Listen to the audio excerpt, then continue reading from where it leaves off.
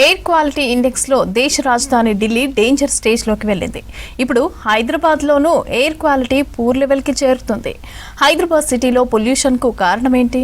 Hyderabad city Delhi లాగా మారొద్దంటే తీసుకోవాల్సిన చర్యలేంటో తెలుసుకోవాలంటే let's watch.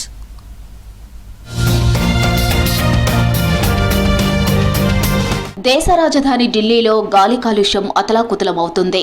Delhi air quality index record స్థాయిలో 400కు పైగా నమోదవడం ఆందోళన కలిగిస్తుంది.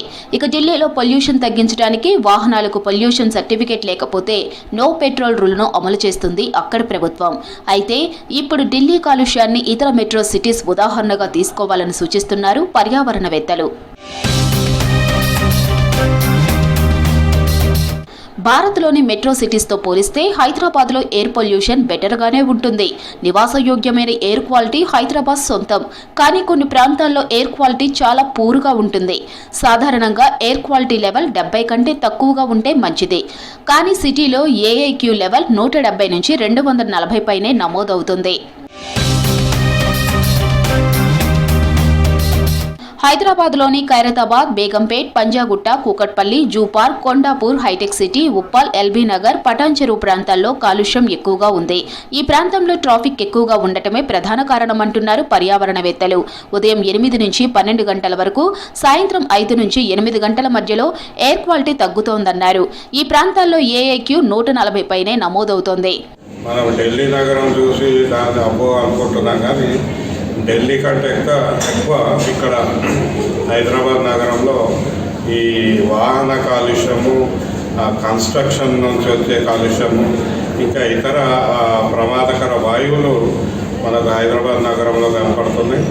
కొన్ని చోట్లయితే శివారు ప్రాంతాల్లో అటు మనకు నియోపాలిస్ దగ్గర కోకాపేట్, మోకిలా కానీ అటు కొంపల్లి కానీ అక్కడైతే ఇంకా ఎక్కువగా దుమ్ము వస్తుంది. లక్షల సంఖ్యలో సిటీలో వాహనాలు తిరుగుతున్నాయి. జనాభాకు తగ్గట్టుగానే వెహికల్ సంఖ్య రోజురోజుకు పెరుగుతుంది. వీటి నుంచి వెలువడే కార్బన్ డయాక్సైడ్, సల్ఫర్ డయాక్సైడ్, హైడ్రోకార్బన్లు, అమ్మోనియా వంటి వాయువులు మనుషుల ఆరోగ్యం మీద తీవ్ర ప్రభావాన్ని చూపుతాయి. దుమ్ము ధూళితో కాలుష్యం పెరుగుతోంది. స్టోన్ క్రషింగ్ మిషన్స్ ఉన్నాయి. తర్వాత చాలా కన్స్ట్రక్షన్ బిల్డింగ్స్ కడతా ఉన్నారు.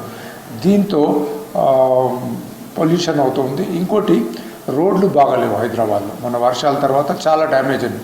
రోడ్లు బాగాలేనప్పుడు దానిపైనుంచి వెహికల్స్ పోయినప్పుడు దుమ్ము ధూళి అంతా కూడా లేస్తూ ఉంది. అది కూడా పొల్యూషన్కి కారణం. భారీ స్థాయిలో కాలుష్యాన్ని వదిలే పరిశ్రమలపై చర్యలు తీసుకోవాలని సూచిస్తున్నారు పర్యావరణవేత్తలు. గడువు తీరిన వాహనాలను సీజ్ చేయాలన్నారు. బిల్డింగ్ కన్స్ట్రక్షన్, ఇటుక బట్టీలు, చెత్తను కాల్చడంతో నగరానికి నలువైపులా కాలుష్యం ఏర్పడుతుందన్నారు.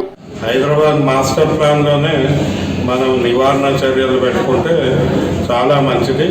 ప్రధానంగా ఓపెన్ ఏరియాస్, తర్వాత చెట్లు, తర్వాత మనకు గ్రీనరీ, ఇవన్నీతో కలగలిపిన అభివృద్ధి ప్రణాళిక అవసరం ఉంది. అధికంగా వాహనాలు వినియోగించడం, పరిశ్రమల నుంచి వచ్చే పొగ, చెట్లు నరికివేసి బిల్డింగ్స్ నిర్మించడం లాంటి చర్యలతో గాలి కాలుష్యం పెరుగుతోందంటున్నారు పర్యావరణవేత్తలు.